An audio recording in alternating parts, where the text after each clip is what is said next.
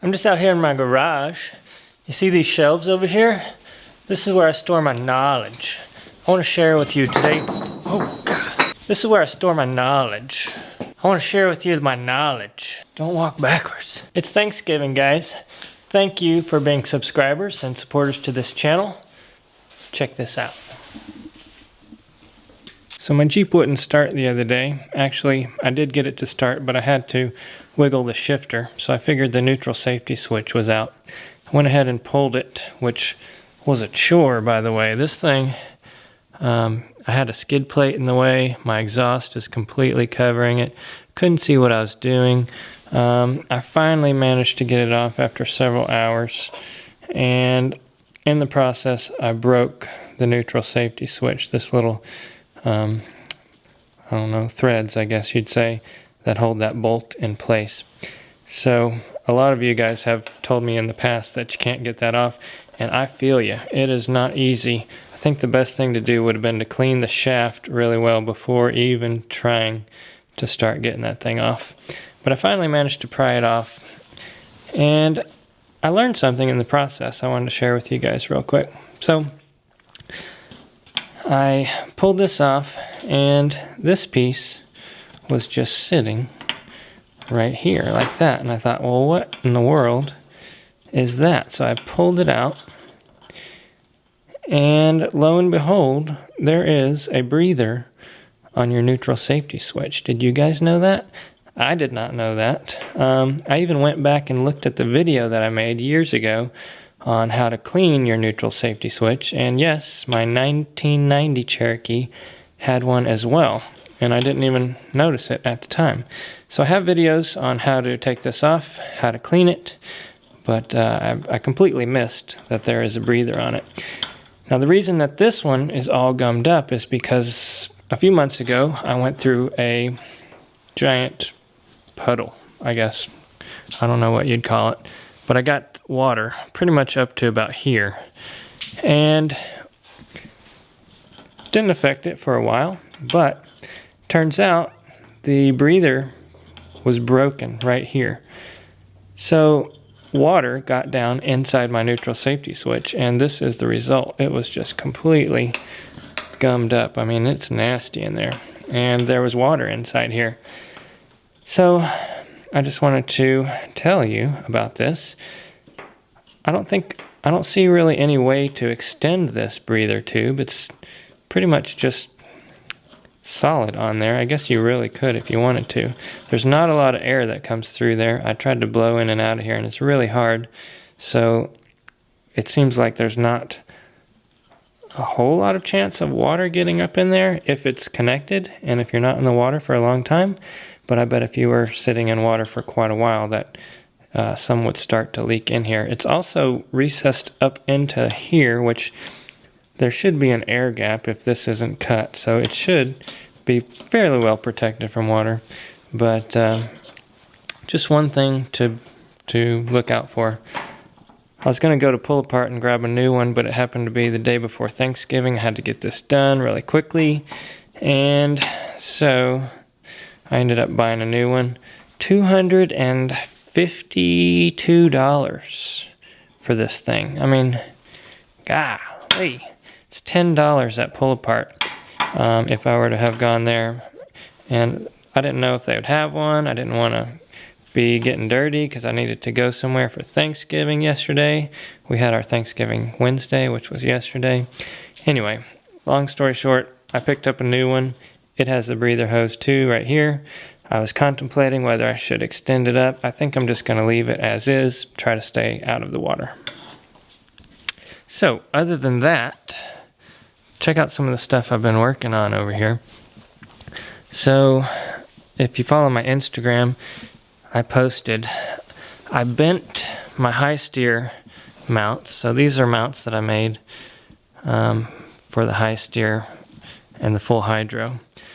So I bent those at Dixie Run in this little race that I was running because I was going too fast and I hit a rock and it bent. It's still attached, it still works, it's just bent, and it kind of bent the top of the steering knuckle, which kind of put my tires outward so they weren't aligned anymore.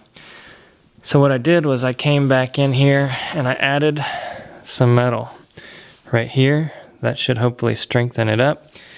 I also welded this piece solid to the original knuckle so that it'll be stronger. These bolts were starting to come loose, but you can't tighten them unless you take the brakes and the wheels and all that off. So I just welded it solid on there. Now there's no replacing it. If I have to replace it, I'll have to replace the entire knuckle, but it is what it is. Since that bent out, no, yeah, it bent in actually, it bent in. So since that bent in, my arms here for the steering were too long. So I had to make one new arm. I replaced, they're not the same length, so I put like this one over here, and then I made a new arm over there because since these are already maxed out, focus. Since these are already maxed out at the ends here, I wanted them to be as strong as possible, so that's why I put them very close to the ends. I didn't want a whole lot of shaft sticking out here, but since that's the case, I couldn't adjust them shorter, so I had to make a new one. But good news is I have 2 spares now in case I were to ever need those. I was also having some problems with my diff cover. It just keeps leaking, and I think the problem is the full hydro is mounted partially to the diff cover, and there's so much stress pushing back and forth hundreds of times over and over throughout the day. It loosens those bolts eventually, and the diff cover just starts sliding back and forth eventually, and that breaks the seal, and then the diff fluid starts leaking out. So what I did was I went and bought one of these lube locker gaskets, and I'm going to try that, see if that'll work. I don't know if it will. If not, I might have to drill holes and try to pin the diff cover in place. This is what the inside of aux locker diff cover looks like, by the way. I like the aux locker. It makes it really hard to put the diff cover back on though, because you got to line that up in there with this, and then you have to readjust pretty much every time. You have to readjust the cable and get it right. But anyway, I'm going to do that. If I need to later on, I'll drill a hole in here, put a pin in there, weld it on this side, and hopefully that will keep it from moving anymore. Another thing that happened at some point, I think it's just been happening slowly over time, is I bent my links. So these lower links right here, I don't know if you can see that. That link right there is bent. The other one's bent. I got 4 of them, so the main one, the worst one, is on the back here. Let me see if I can get the light down in here. So there is my passenger side lower link, and that sucker is bent pretty good. That's the worst of all of the lower links, and my main concern is that eventually it's just going to kink completely, and that will not be a fun day when that happens. So what I'm going to do is go to aluminum links, and I know that a lot of you have expressed your opinion on that, but you got to remember, steel, when it bends, it stays bent. Aluminum will bend and snap back. So a lot of the rock bouncers run aluminum, and it's pretty much proven that aluminum works better for lower links. And I know a lot of you are going to disagree because I've heard it in the comments, but I'm going with aluminum. That's what the big boys use. That's what I need to go and run as well. Getting that neutral safety switch out was a booger. I had to completely drop the skid pan here. I had to drop the transfer case or the transmission bracket there, and I had to drop the transmission and transfer case and the tailpipe muffler and all that, just to get my arm up in there far enough to get the neutral safety switch off.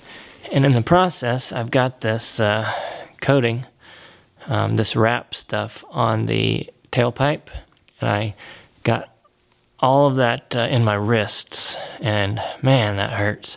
So it's fiberglass, you know, so I didn't realize I was rubbing up against it for about 2 hours, and I got that all in my wrists, and that was not fun.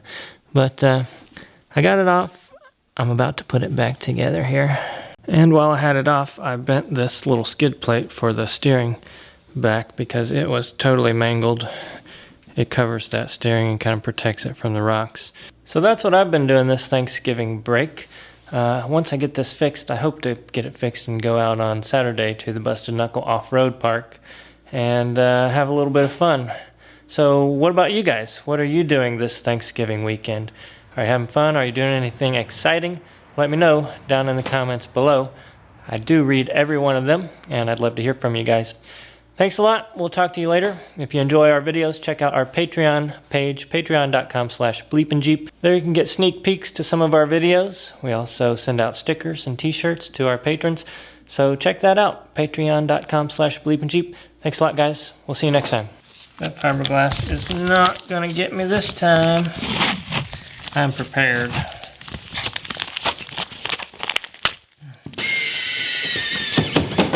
Boom! Axle complete. Done. It's 11 o'clock. Time to go get some dinner.